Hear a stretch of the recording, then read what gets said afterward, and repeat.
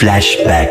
দুনিয়ায় মানুষের কার প্রতি বেশি মায়া থাকে বলেন তো? সন্তানের প্রতি বাবা মায়ের মায়া। আর এই সন্তানকে ফেলে যখন একটা বাবাকে দূরে চলে যেতে হয় তখন এর থেকে কষ্ট আমার মনে হয় না দুনিয়াতে আর কিছু আছে। আর যেই বাবারা প্রবাসী তারা তো এই কষ্টটা খুবই ভালো করে জানে। আনন্দের দিনগুলো খুবই তাড়াতাড়ি চলে যায়, ছেলের বাবারও যাবার টাইম হয়ে গেছে। আমরা যারা প্রবাসীর বউ আছি তারা হয়তো এই কষ্টটা সয়ে গেছি, প্রিয়জনকে বিদায় দিয়ে শুধু ভালো ভালো স্মৃতিগুলো নিয়ে আবার আশায় থাকি। তাহলে বোঝেন প্রবাসীর বউরা কতটুকু ধৈর্যশীল। যাই হোক, ছেলের বাবার চলে যাওয়ার টাইম হয়ে গেছে। এই ভিডিওটি যেদিন চলে গেছে সেদিনকার সকালে। আসলে চলে যাবার সময় অত খাওয়াও যায় না, মনটাও তেমন একটা ভালো থাকে না, কিন্তু কিছু করার নেই, বাস্তবটা তো মেনে নিতেই হবে, তাই না? সকালে ঘুম থেকে উঠে কিছু হালকা পাতলা রান্নার ব্যবস্থা করলাম। যে গরুর মাংস ছিল সেটা বের করে রান্না করার জন্য রেডি করলাম। আর ফ্লাইটটা যেহেতু একদমই সকালে ছিল সুতরাং এত কিছু করার টাইমও ছিল না, তাই হাতের কাছে যা ছিল তাই রান্না করে দিলাম। যাওয়ার সময় মনটা আসলে কারোরই ভালো থাকে না, তখন হাজার কিছু রান্না করে দিলেও খেতে মজা লাগে না। আমি শুধু ভাবছিলাম আমার বাচ্চাদের কথা। আসলে সব বাচ্চারাই বাবার প্রতি একটু বেশি পাগল থাকে, বাবা হলে তাদের আর কিছু লাগে না। আমি ভাবছি যখন চলে যাবে তখন কিভাবে থাকবে। নিজেকে তো সামাল দেওয়াই যায়, কিন্তু আসলে বাচ্চাদের সামাল দেওয়া যায় না, ওদের কিছু বলে বোঝানো যায় না। যদি জয়েন্ট ফ্যামিলি হয় তাহলে হয়তোবা খুব তাড়াতাড়ি ভুলে যায়, কারণ অনেক মানুষ থাকে। কিন্তু যদি ছোট ফ্যামিলি হয়, বাচ্চাদের জীবনটাই যদি বাবা মা কেন্দ্রিক হয় তাহলে কিন্তু খুবই কষ্ট হয়ে যায়। আমার ছেলে মেয়েদেরও আমরা ছাড়া আর কেউই নাই, সুতরাং আমার জন্য এটা খুবই কষ্টকর ছিল। চলে যাবার পর বাচ্চারা যখন বাবাকে খুঁজবে তখন কি বলবো, কিভাবে সামাল দিব। চলে যাবার আগে একবার দুষ্টামি করে বলেছিলাম যে তোমার বাবা চলে গেছে, তোমার বাবা আর আসবে না। আর এইটা শুনে যে কি কান্না করেছি, আর এখন যখন সত্যি সত্যি চলে যাবে তখন কিভাবে সামাল দিব এটা ভেবেই আমার ভীষণ ভয় হচ্ছে। তো যাই হোক, রান্না বান্না শেষ করে এই যে যাবার টাইম হয়ে গেছে, বাচ্চার বাবা রেডি হচ্ছে। ছেলে মেয়েরা তখনও জানে না যে তার বাবা একেবারে চলে যাচ্ছে